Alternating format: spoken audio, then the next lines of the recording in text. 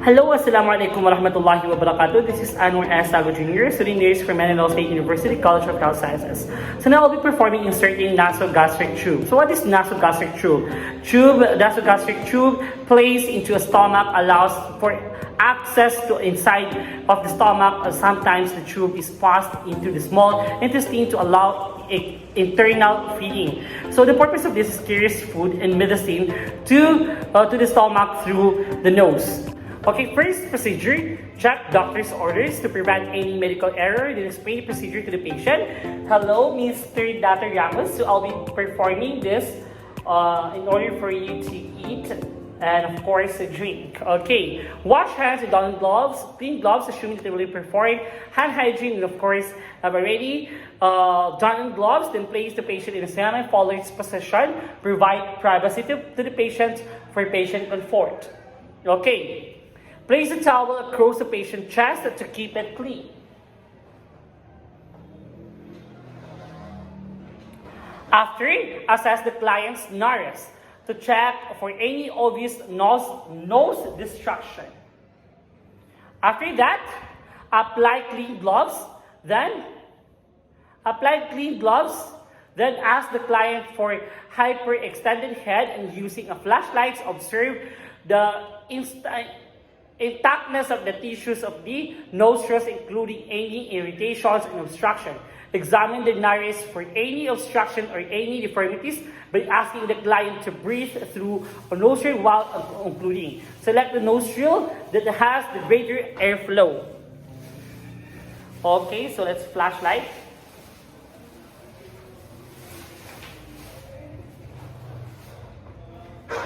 Okay, so sir, can you breathe it out? Inhale, exhale. Okay, thank you. Then prepare for the tube. If a small bore tube is being used, ensure that the stylex or guide wire is secured in position.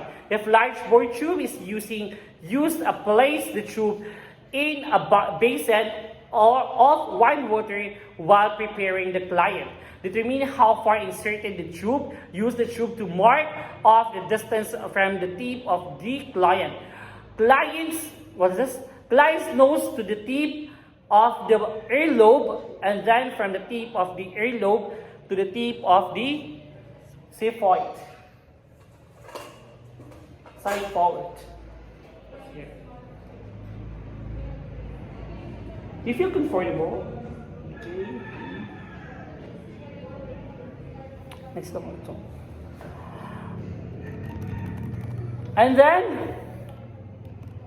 And then insert the tube. Okay, everybody. Then lubricate the tip of the tube well with water-soluble lubricant or water to ease insertion.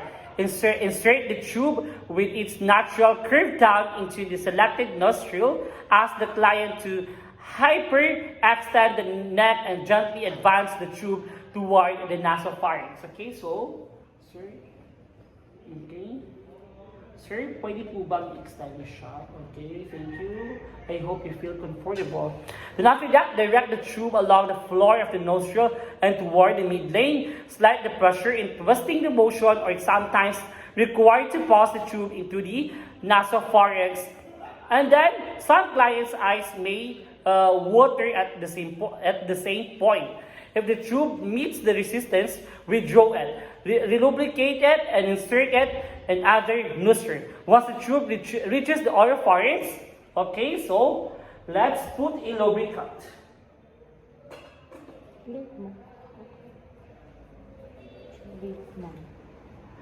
Okay, so if the tube meets resistance, withdraw it and okay. Once the tube reaches the oropharynx root, the client will feel the tube in the throat and may gog and retch. Ask the client to tilt the head forward and encourage the client to drink water and swallow. Okay, sir, do you feel that? Do you feel the tube?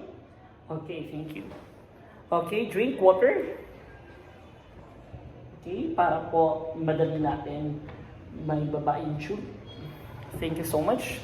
If the client gogs, stop passing the tube momentarily.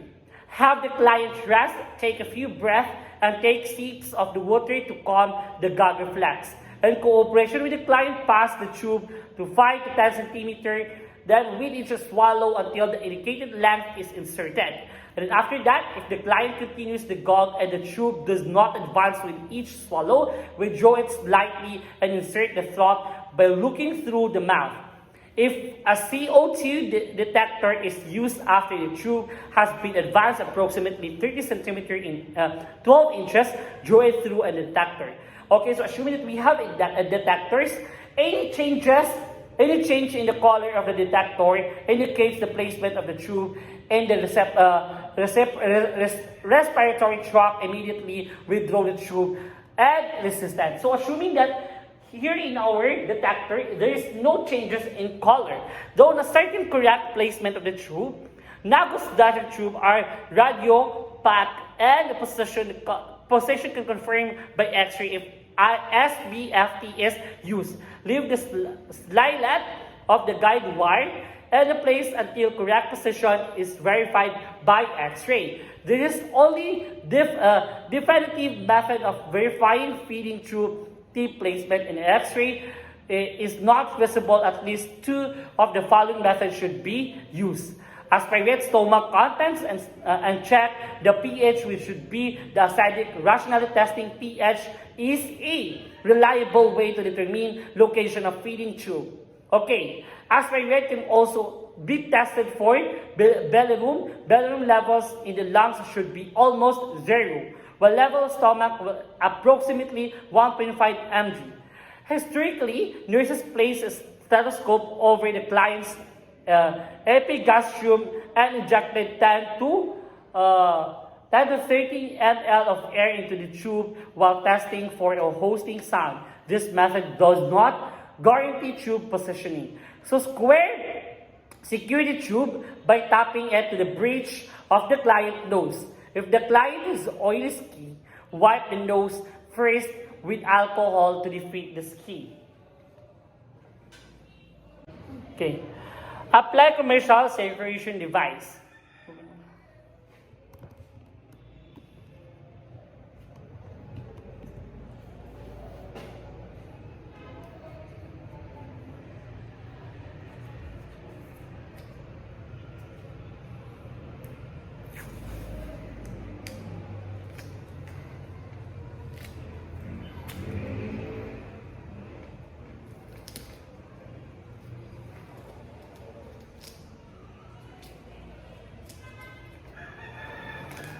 Afterwards, once correct position has been determined, attach the tube to the suction source for feeding apparatus as ordered or clamp at the end of the tubing. So, assuming that I've already put it here, I've already attached it. And then next one,